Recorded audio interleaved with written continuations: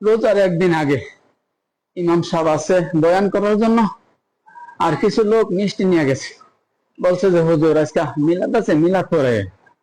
তখন বললো যে মুসল্লি ভাইরা, আপনারা মিলাদ পড়ানোর কথা বলছেন, মিলাদ কোরআন শরীফে নাই।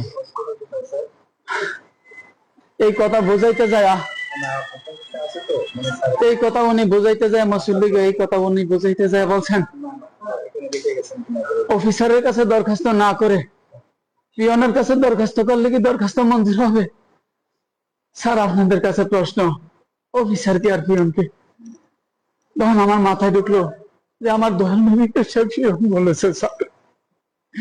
স্যার আমার দয়াল নবী কুল কায়নাতের বাদশা, আমার দয়াল নবী ইহকাল পরকালের বাদশা, যিনি আমাদের জন্য কান্দে রব্বে হাবলি উন্নতি করে তাকে পিয়ন বলছে। আমি মানতে পারি নাই, তাই কোরবানির 1 মাস আগে একটা অস্ত্র কিনে 1500 টাকা দিয়ে তার গায়ে লেখি নবীকে অপমান করার দায়ে তাকে কাতল করা হয়েছে। স্যার এর বেশি আর আমি কিছু